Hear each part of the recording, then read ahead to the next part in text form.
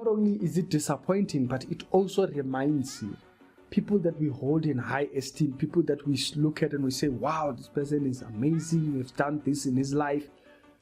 These people sometimes can be extremely problematic, and you're not even thinking about all of these things because the person is in authority or a person is known, they are popular, their humanity, their fallen nature says they are still capable of doing some of the worst things. When I heard these things,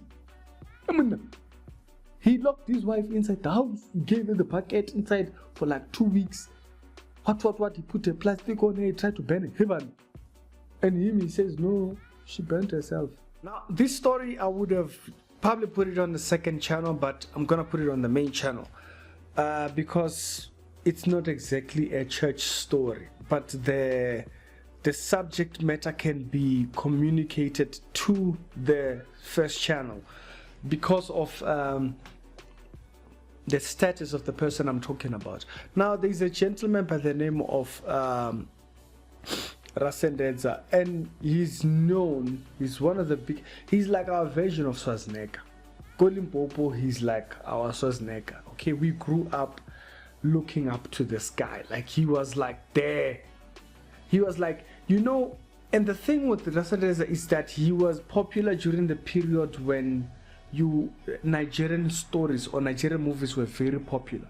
So when people used to borrow me a movie, you know, those days, I was watching Aki and Oko. You know, you see those kind of periods when the DVD era was like a thing. That's when he became extremely popular because of that generation of CDs and passing around movies. He used to act particularly on a series of movies called tshovhilingana, like things are mixed up.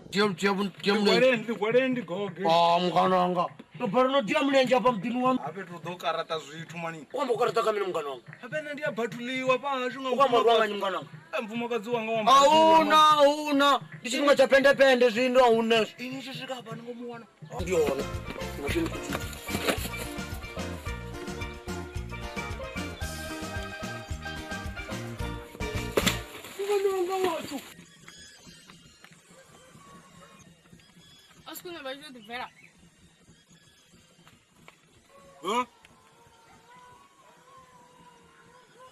Huh? Asking about your number, Baba. Oh, you don't know what you're doing on your phone.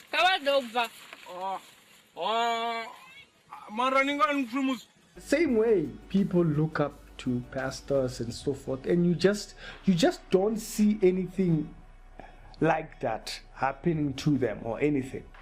We associated this guy with almost just about the same thing, or we thought of him within the very same light. Now, what has this man done? Hi, Vasalan. You know, I had to read the story and reread it. The funny guy, the guy we looked up to, the guy that you thought, you know, it's just all fun, just all jokes. Hey.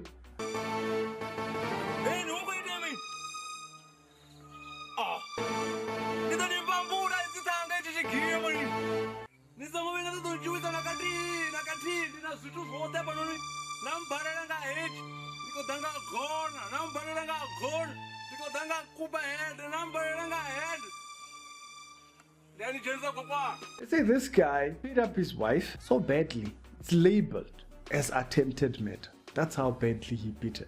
Say he hit her leg with what? Broke her leg. Not only did he just do that, he took her, put her in a room, gave her a bucket so that she... You have to really read the story in order for you to be like, it's traumatizing. So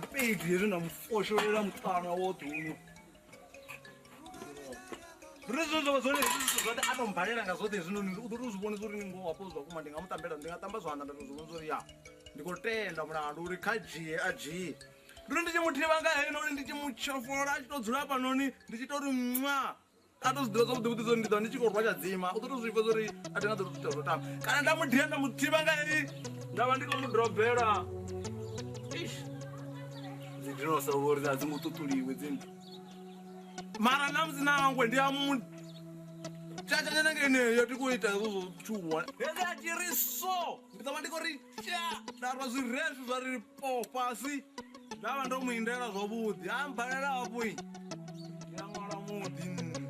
From someone we looked up to so much, you look at them and you're like, you are capable of doing such a thing. And in most cases, these people who are leaders, people who are up in these positions, they tend to have this kind of things where they do something and then you have to sit down and scratch your head for like a couple of seconds and you're like, is this the same person that I used to look up to? And this is why, particularly with people that are in authority or people that are in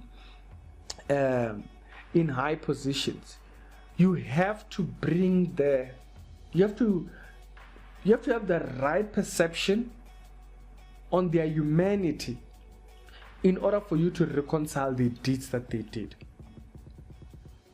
And so because people have the wrong view of people's humanity, it messes up when that person who is in authority does something eventually. And so it messes their thinking. That's why you will see a person have an experience with a pastor and they don't want to go to church again. It's because they had a very twisted view of their humanity. You see, our humanity and Christ's humanity was very different. Christ did not have the fallen nature from thinking, and so he didn't need redemption. But us as humans, we are in need of redemption because we are born with the fallen nature. You are born with the original sin of Adam.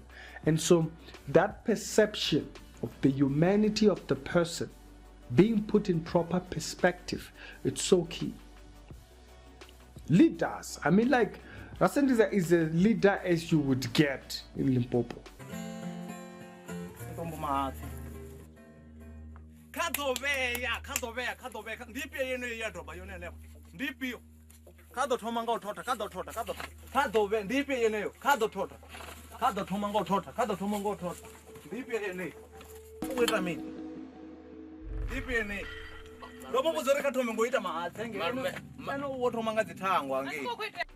Now, I wanted to address also Limpopo. Limpopo's got issues, man. You're speaking to an original Limpopian here. Limpopo tends to have these issues that disgust me. These crimes that happen back in Limpopo, disgusting things. You know, I have friends back Limpopo who, like for instance, I'll give one example where his father was poisoned. No investigation, nothing. Just got left. And we're not talking about an average guy. We're talking about a leader in the community.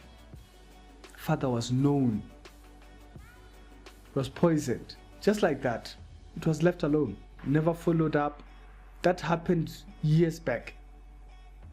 You know, every time I've deactivated my Facebook, you know, but every now and then when it's the time when his father had passed, he's posting online, you know. It's a really sad thing. Things like that. This thing of people being poisoned, it's a thing.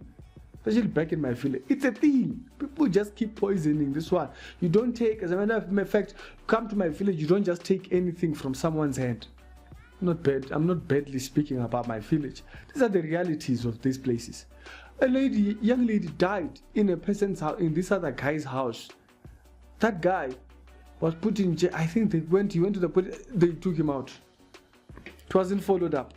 There are these crimes that happen back in Limpopo that just don't get followed up. There isn't proper procedures. You just don't understand what's going on there. You could almost say it's like it's a different place altogether. It's like it's not in South Africa. Their humanity in proper perspective to make sense of the evils that they portray. Because if you don't have that in check, it messes up how you think about it the moment you see it. This story messed me up. It's not a pastor or anything, but you know, it's one of those guys. Like I've met him, I think twice. Back into his comedy and his jokes, you know, back because his comedy is a lot of bullying and beating and whatnot. And so when you look back at his jokes of him being beaten and whatnot, you know, you can't help now but see it in that light. And it's like it's a bit scary now, because now you're not only seeing the jokes that he was doing and saying. So when he was there being beaten in the film, he took that character which was being beaten and it became that back at the house. And he portrayed this narrative towards another person. He said, this is the person we used to look up to.